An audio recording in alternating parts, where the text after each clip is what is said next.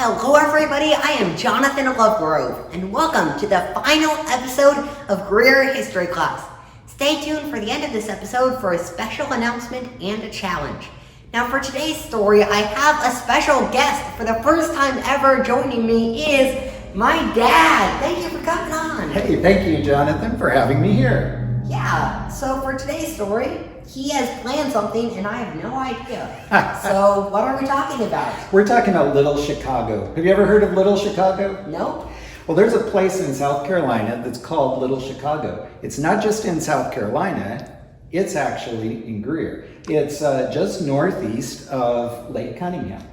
And Little Chicago became pretty famous and people have traveled to see it from all over the world. And I thought, what a crazy thing this is. I went out looking for it, and you know the only thing that's there is two streets that cross, and on the corner is this little tiny square building, and it can't figure out what it wants to be. The last time I drove by, it had a restaurant sign out front, but that was out of business.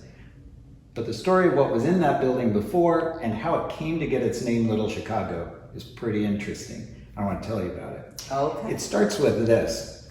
Our country was founded in 1776. And Greer was founded in 1876. So when 1976 was coming along, the people of Greer said, you know, we're 100 years old and our country's 200 years old. We should collect the stories of this area and publish them as part of our centennial celebration. And they collected those stories and published them in a little magazine called Clingstone. And I was in our museum's library and reading through a Clingstone, and I found the backstory to Little Chicago, and I want to tell you about it. Awesome. Well, take it away. All right. A lady named Sandy went out to Little Chicago to find out the story about this place. And who she ran into in that little corner store was a man named H. Southers.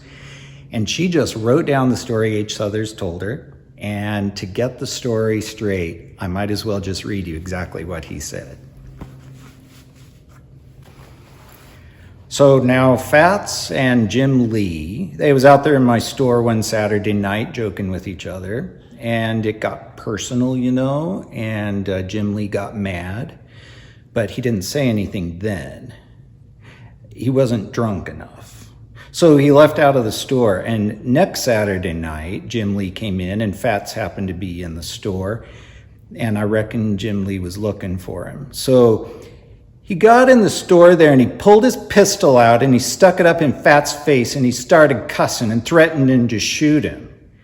Everybody there always used to be a bunch of men who would meet there Saturday night and talk, you know, like they do here. And they flew out like a covey of birds when he jerked that gun out. And he left me and Mr. Ed Fleming in there with Jim Lee and Fats. And Mr. Ed, he told Jim Lee, he said, Jim, put your gun down out of the man's face. There's no use in just standing there and holding the gun in his face. And Jim Lee just whirled the gun around and put it right to Mr. Ed Fleming's face too, you know? Like, what have you got to do with anything in this? And after a while this went on, and I had an old pistol right over there in that candy case. And I went over and I got this pistol and I put it in my pocket, and Jim Lee saw me do that. And I walked right over and I tapped him on the shoulder and I said, Jim Lee, get out of here. I'm going to hurt you if you don't. And he put the gun in his pocket and he went out of the store. So the way this place got its name is both of my brother-in-laws, they got to teasing me about shooting up Little Chicago, because those was the days when Al Capone was shooting up Big Chicago. And so they told my children about it, and that tickled them, and the name just stuck, and that's how it got its name. Wow, what a cool story. My dad also told me that many people in the area think that the name Little Chicago refers to the moonshine. And while that is true, this story shows you the real reason behind the name. Now, for the moment we've all been waiting for, it is time for the big announcement. You'll see, back when I started Greer History Class many weeks ago, I started because the museum had closed.